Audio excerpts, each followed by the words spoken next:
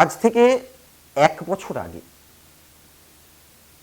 আমরা দেখেছিলাম রাত দখল করো। সেই রাত দখল পরবর্তীকালে সরকারের বিরুদ্ধে গিয়ে বিশাল বড় একটা প্রশ্নচিহ্ন উঠে দাঁড়ায় যে সরকার সহ পুরো সিস্টেম এই সঙ্গে জড়িত। এই অভয়ার যে এত বড় একটা ঘটনা ঘটে তার সঙ্গে জড়িত এই পুরো ব্যাপারটা।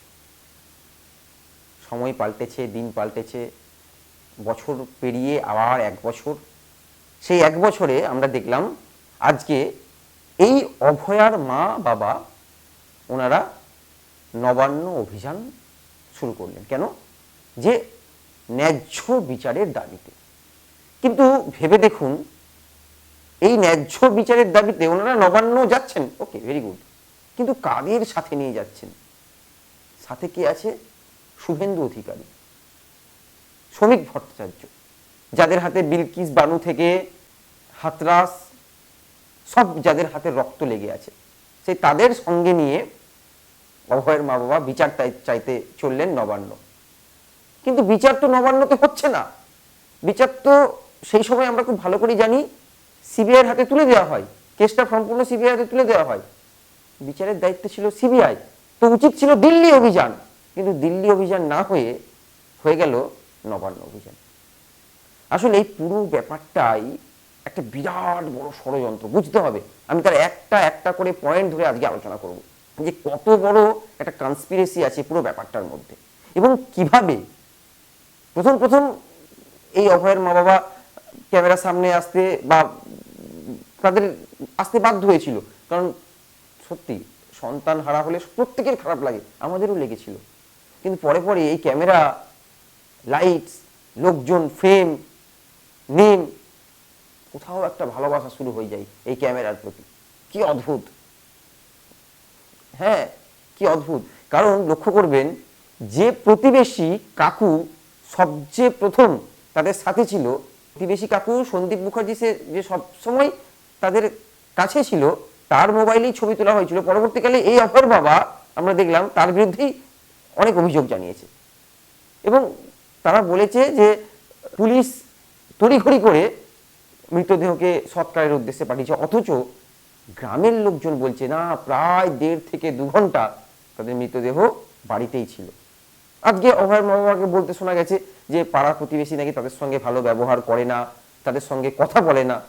বলবে কেন? পাড়া প্রতিবেশী তার ঘটনাটা তো বুঝতে পারছে কি হচ্ছে না হচ্ছে।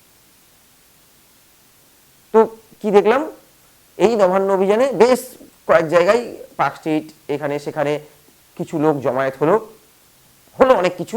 শুভেন্দু সাথে অগ্নিমিত্রাকে নিয়ে মোটামুটি সারাদিন ধরে একটা বিরাট নাটক করার চেষ্টা করলেন। যা করেছেন ভালো করেছেন। দেখুন, রাজনৈতিক দলের একটা কৌশল থাকবেই। তাদের মূল উদ্দেশ্য কি? চলো, মমতার বিরুদ্ধে যেভাবে কথা বলে, এই রাজ্য সরকারের বিরুদ্ধে যেভাবে কথা বলে তাদের ক্ষমতায় আছে, ঠিক আছে। কিন্তু অভয়ের মা বাবা এ কি করলেন? কাল নবান্ন অভিযানের নাম করে ওনারা সরাসরি একটি রাজনৈতিক দলকে সমর্থন করে বসলেন প্রায়। তাই বোঝা যাচ্ছে এলাকার মানুষজন তাদের প্রতি বিরক্ত। প্রথম যখন ঘটনাটা ঘটেছিল, আমরা 9 তারিখের পরের দিন সকাল 10 তারিখে ঘটনাটা জানতে পারি। 9 আগস্ট রাত্রেবেলায় ঘটনাটা ঘটেছিল, 10 তারিখ আমরা জানতে পারি। তারপরেই কিন্তু মুখ্যমন্ত্রী অ্যাকশন নেয়। কিন্তু মুখ্যমন্ত্রীর কিছু কথাবার্তা, তারপরে ওই বাথরুম ভেঙে ফেলা, এগুলো বিভিন্নভাবে অনেকের সন্দেহ আছে এবং ব্যাপারটা একটা বিরাট জায়গায় চলে যায়। কিন্তু তারপরে যেগুলো হয়, মানে 14 তারিখ রাত দখলের পর, 15 তারিখ, 16 তারিখের পর যেগুলো হয়, একটা লক্ষ্য করুন আপনি। প্রথম আগস্টের 21 তারিখ আন্দোলন চলছে। আগস্টের 21 তারিখ এসবিআইতে একটা অ্যাকাউন্ট খোলা হয়, কারণ আন্দোলন চালানোর জন্যই ফান্ড প্রয়োজন, পয়সার দরকার। পয়সা ছাড়া এত বড় আন্দোলন চলবে কি করে? 21শে আগস্ট থেকে অক্টোবরের 10 তারিখের মধ্যে 44 লক্ষ টাকার বেশি অ্যাকাউন্টে জমা পড়ে। তার নামে অ্যাকাউন্ট ছিল রিয়া বেরা। এই রিয়া বেরা কে? এই রিয়া বেরা সে যে ওই আরজি করের একজন জুনিয়র ডাক্তার, যার সম্মতিতে ওই বাথরুম ভেঙে ফেলা হয়। তার লিখিত সই পর্যন্ত আছে বাথরুম ভেঙে ফেলার সময়। সেই রিয়া বেরা একটা অ্যাকাউন্ট খোলে। রিয়া বেরা এবং সাথে একজন দুজনের নাম ছিল, আমি মনে করতে পারছি না নামটা। ঠিক আছে, অ্যাকাউন্ট খোলে এবং ভাবুন অগাস্ট সেপ্টেম্বর অক্টোবর 2.5 মাস, 3 মাসের, আর 3 মাসও নয়, 2 মাস কিছু দিনের মধ্যে 44,55,000 টাকা অ্যাকাউন্টে জমা পড়ে। অদ্ভুত, হ্যাঁ সত্যি তো, আন্দোলন চালাতে গেলে তো পয়সার প্রয়োজন হয়। বহু মানুষ মুক্ত হস্তে দান করুন, মুক্ত হস্তে দান করেছে। তারপরে কি দেখলাম, 29শে আগস্ট নতুন একটা অ্যাকাউন্ট খোলা হলো। কে খুললেন? ডাক্তার শুভজিৎ সর্দার। এবং 29শে আগস্ট থেকে 18 সেপ্টেম্বর, কদিন, 19 দিন 20 দিনের মধ্যে 62,55,000 টাকা অ্যাকাউন্টে আসে। মানুষ মুক্ত হস্তে দান করছে। তাহলে এদিকে 62, ওদিকে 45, প্রায় 1 কোটির উপরে জমে উঠেছে। এগুলো একদম তথ্য, এইটাও এসবিআই ব্যাংকে খোলা হয়, ডক্টর শুভজিৎ সর্দার। ভাবুন একবার শুধু। তারপরে তো বিভিন্ন, আমরা পরে জানতে পারি, বিভিন্ন ইভেন্ট ম্যানেজমেন্ট সংস্থাকে ডেকে আনা হয়েছিল। বিভিন্ন ইভেন্ট ম্যানেজমেন্ট সংস্থা তাদের মতো করে কায়দা করেছিল কিভাবে একটা ন্যারেটিভ সেট করে দেওয়া যায়, কিভাবে একটা সিস্টেম করে দেওয়া যায়। কারণ মনে, আপনারা ভাবুন, লালবাজার অভিযান ছিল সেই সময়। লালবাজার অভিযানে একটি ওই পুলিশের মানে কঙ্কাল পুলিশ তৈরি করা হয়েছিল, মনে আছে আপনাদের? একটা পুতুল, যে পুলিশের মেরুদণ্ড নেই বলে একটা মেরুদণ্ডের করে একটা দেওয়া হয়েছিল। তো এগুলো কাদের মাথা থেকে আসে? সেই ইভেন্ট ম্যানেজমেন্ট সংস্থা যারা বুদ্ধি দেয় ব্যাপারটা, তারা মূলত সোনার দোকান, বিয়ে বাড়ি, সরস্বতী পুজো এসব করে অভ্যস্ত এবং দারুণ অর্গানাইজ। দিনের পর দিন খাওয়া দাওয়া ওই চত্বরে জুনিয়র ডাক্তারদের। ভাবুন না, খাওয়া দাওয়াগুলো লক্ষ্য করেছিলেন? বিরিয়ানি ছিল, তাতে ছিল ফ্রাইড রাইস, চিলি চিকেন, মানে যেগুলো সাধারণত একদম গ্রাম বাংলার বাঙালি খায় না, তার চেয়ে একটু উন্নত ধরনের খাবার। হ্যাঁ অবশ্যই এখন বর্তমানে সবই অ্যাভেলেবেল, সেই ধরনের খাবার দাবার। 1 কোটির উপর ফান্ড। তারপর দেখলাম সেপ্টেম্বরের 26-এ জুনিয়র ডাক্তার ফোরাম নামে আবার একটা অ্যাকাউন্ট খোলা হলো। তাতে কোটি টাকার উপর তহবিল জমা করলো। বাহ, 2 কোটি 2.5 কোটি পেরিয়ে গেল। ভাবুন, প্রথমে একটা অ্যাকাউন্ট, তারপরে ডাক্তার শুভজিৎ সর্দারের একটা অ্যাকাউন্ট, তারপর জুনিয়র ডাক্তার ফোরামের নামে আরো একটা অ্যাকাউন্ট।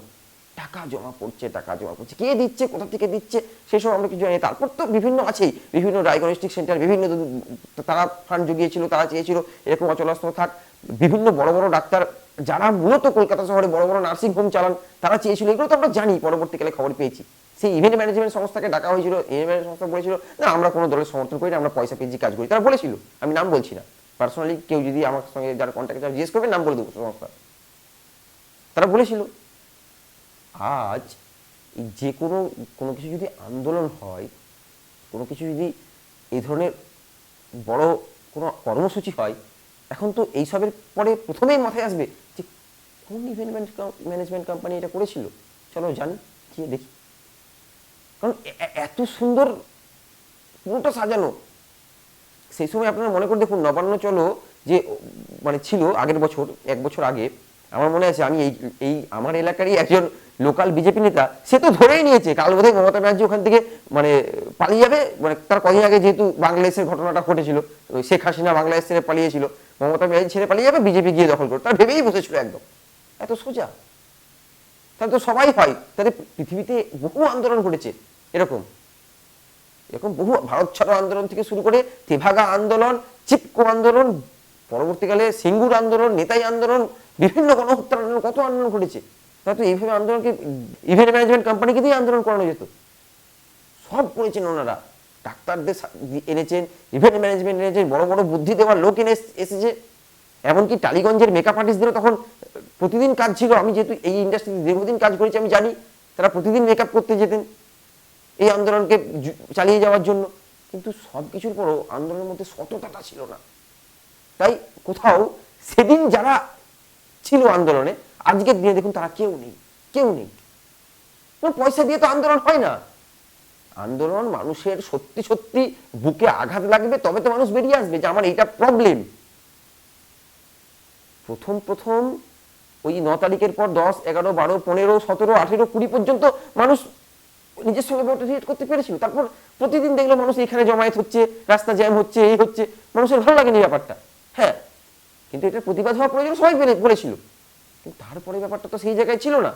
আমি তো তথ্য দিয়ে বললাম, 3-3টে অ্যাকাউন্ট, যেখানে 2 কোটি টাকার উপর কালেকশন হয়েছে, ভাবা যায়। এবং কিভাবে দুটো শেষের অ্যাকাউন্টটা বাদ দিলাম, দীনেশ ডক্টর ফোরামের অ্যাকাউন্টটা বাদ দিলাম, কিভাবে এই ডক্টর শুভজিৎ সর্দার বা রিয়া এরা কিভাবে নিজেরা নিজের নামে অ্যাকাউন্ট খুলতে পারে? তারা তারও তো ইডি তদন্ত হওয়া প্রয়োজন। এই বিজেপি তো কথায় কথায় ইডি সিবিআই কে আনে, কেন রাখছে না সেখানে? নাকি অ্যামাউন্টটা ছোট অ্যামাউন্ট বলে যে 1 কোটি হোক না, একটা টাকাও তো টাকা, কেন তদন্ত হবে না? ভাবুন একবার কোন কনস্পিরেসি আছে পুরো ব্যাপারটার মধ্যে। তার মধ্যেই আমরা বেশ কয়েকটা জিনিস দেখতে পাই যেগুলো খুব প্ল্যান করে এই জানিস তো বলে একটা মেয়ের কথোপকথন মানে কল রেকর্ড মনে করুন সবার মোবাইলে চলছে, জানিস তো এই এই এই এই এই ভাবুন, সবাই জানে 150 গ্রাম বীর্য কোথা থেকে আসে ভাই, পেলভিক বোন ভেঙে ফেলা। তারপরে দেখেছিলাম যেদিন লালবাজার অভিযান, সেই লালবাজার অভিযানে একজন বয়স্ক মানুষ জলের বোতল ফ্রিতে বিলি করছে, সব সব একদম ইভেন্ট ম্যানেজমেন্ট কোম্পানি সেট করে দিয়েছে। কারণ এই সেম জিনিস দেখেছিলাম আমরা বাংলাদেশে, কত মানুষকে একটা রিক্সাওয়ালা জলের বোতল বিলি করছে। সবই ঠিক ছিল, কিন্তু খুব কাঁচা স্ক্রিপ্ট, তাই দীর্ঘদিন চলেনি ব্যাপারটা, খুব কাঁচা স্ক্রিপ্ট। আজকে মানুষ প্রত্যাখ্যান করেছে একদম। এবং আগামী দিন যদি বলছি আমি, এবং হয়তো ঠিকও হবে, আগামী দিন যদি এই অভয়ার মা বা বাবা বা পরিবারের কেউ যদি বিজেপি থেকে টিকিট নিয়ে ভোটে দাঁড়ায়, তাহলে সাধারণ মানুষ কি ভাববে, কোন দিকে যাবে? মানে তার নিয়ে দেখুন, সন্তান যাওয়া সত্যিই বেদনা, কিন্তু সেইটাকে ধরে মানে সেটাকে কেন্দ্র করে, সেটাকে অস্ত্র করে নিজেদের আখের গোছানো, এটা কতটা ঠিক আপনারাই বলতে পারবেন। আরো একটা কথা, ধরুন ওনারা নবান্নতে যাচ্ছে যে ন্যায্য বিচারের দাবিতে, শুধু তো ন্যায্য বিচার এখানে মূল উদ্দেশ্য ছিল না, দফা 1 দাবি 1 মুখ্যমন্ত্রীর পদত্যাগ, যাই হোক ওইভাবে পদত্যাগ হয় না, ভারতবর্ষের সিস্টেমে গণতান্ত্রিক পদ্ধতিতে ক্ষমতায় আসতে হয়। কিন্তু ওনাদের যদি মনেই হয়েছিল যে ওনারা সঠিক বিচার পাননি, সুপ্রিম কোর্ট করতে পারত।